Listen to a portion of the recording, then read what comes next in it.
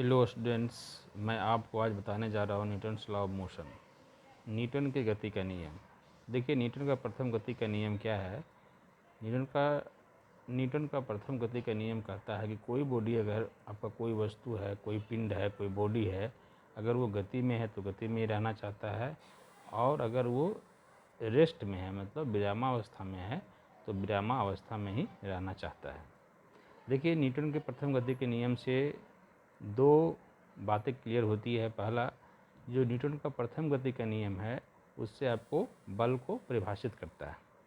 ये क्वेश्चन आपसे पूछता है कि बल को परिभाषित कौन सा नियम करता है, तो न्यूटन का प्रथम गति का नियम बल को परिभाषित करता है। दूसरा जो कॉन्सेप्ट आता है जड़त्व का, इनर्शिया का, वो आता है न्यूटन के प्रथम गति के नियम से। इस दोनों बात को ध्यान रखना है। अच्छा, जो इनर्शिया, जो जड़त्व है, जड़त्व कहते किसको हैं? जड़त्व को हम डिफाइन करते हैं, अगर कोई बॉडी आपका मोशन में है तो मोशन में रहना चाहता है, या अगर आपका बॉडी विरामावस्था में है, रेस्ट में है, तो रेस्ट में ही रहना चाहता है। जैसे इसका एग्जांपल देता हूँ मैं कि जब बस खुलती है तो आप पीछे की तरफ झुक जाते हैं, या जब ड्राइवर ब्रेक लगाता है तो आप आगे की तरफ झुक जाते हैं। ऐसा क्यों होता है? ऐसा जड़त्व के कारण होता है, इसको याद रखिएगा। न्यूटन का द्वितीय गति का नियम क्या है? Newton second law of motion ये कहता है, देखिए क्वेश्चन जो पूछता है न्यूटन के द्वितीय गति के नियम से, ये पूछता है कि जो बल का व्यंजक मतलब जो बल का फार्मूला मिलता है न्यूटन के किस गति के नियम से मिलता है, तो न्यूटन के द्वितीय गति के नियम से मिलता है। इसको हमेशा याद रखिए, ये क्वेश्चन अक्सर पूछता है कि जो बल का जो व्यंजक, जो एक्सप्रेशन, जो इक्वेशन जो मिलता है वो कहाँ से मिलता है, तो न्यूटन के द्वितीय गति के नियम से मिलता है। लेकिन बल को जो परिभाषित करता है वो कौन करता है? न्यूटन का प्रथम गति के नियम, इसको याद रखिएगा। तो जो ये होता है the rate of change of momentum of a body, संवेग, जो यहाँ पे संवेग का चेंज होता है उसकी दर जो होता है, the rate of change of momentum मतलब संवेग के परिवर्तन की दर हमेशा बल का समानुपाती होता है। इसको याद रखना है कि जो संवेग के परिवर्तन की दर होता है हमेशा बल के समानुपाती होता है, इसको आप याद रखिएगा। तीसरा जो नियम है वो क्या है कि to every action there is always an equal and opposite reaction. जब भी आप किसी वस्तु पर जितना आप बल लगाते हैं, फोर्स लगाते हैं, तो वह वस्तु भी उतना ही आप पे फोर्स लगाता है।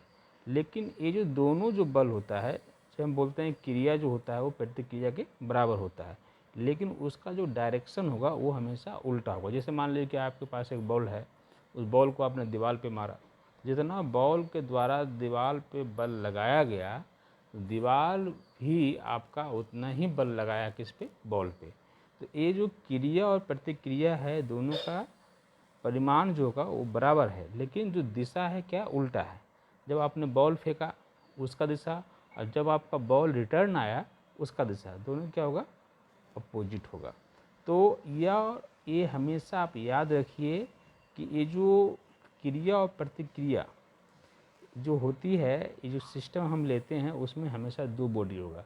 सिंगल बॉडी पर कभी भी न्यूटन का तीसरा गति का नियम नहीं लगेगा। इसको याद रखना है आपको कि जब भी न्यूटन का तीसरा गति का नियम लगता है, इसमें आपका क्रिया जो होता है हमेशा प्रतिक्रिया के बराबर होता है, लेकिन उसका जो दिशा होता है हमेशा उल्टा होता है। तो इस सिस्टम में हमेशा दो बॉडी होगा। इसमें जो फोर्स हमेशा अकर होता है, जो मिलता है, हमेशा पेयर में मिलता है। इसको आपको याद रखना है। इसको बोल सकते हैं कि फोर्स अगर आप किसी बॉडी ए पे लगाते हैं, तो मान लीजिए कि बल फोर्स लगाते हैं on a body A by B के द्वारा ए बॉडी पर फोर्स लगाया गया, and opposite to the force on the body B by A. और दूसरा फोर्स क्या होगा?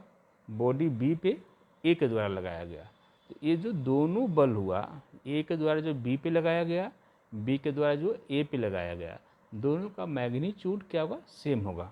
मतलब force A B equal to minus force B A के बराबर होगा। तो यहाँ पे मान लीजिए कि बॉडी ए को आपने बॉल मान लिया, बॉडी बी को आपने वाल मान लिया, है ना।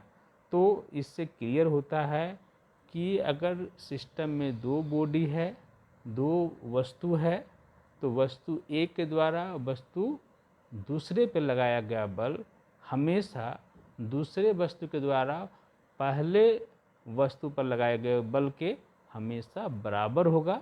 परिमाण में, मैग्नीट्यूड में क्या होगा, बराबर होगा, लेकिन जो दिशा होगा वो हमेशा उल्टा होगा।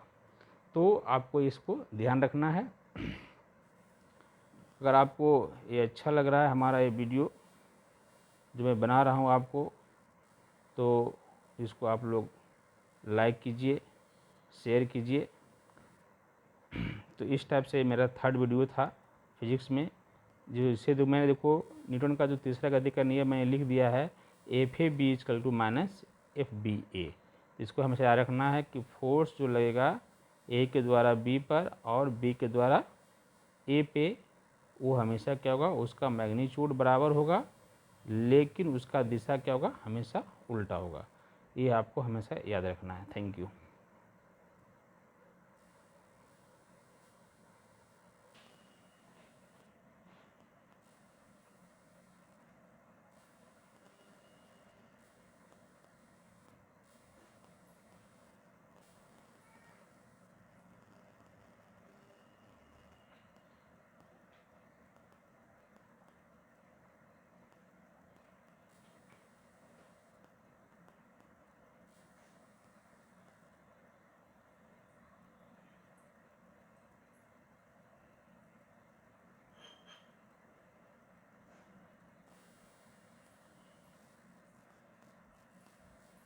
रिकॉर्ड नहीं हुआ वीडियो, ऐसे कुछ हो गया।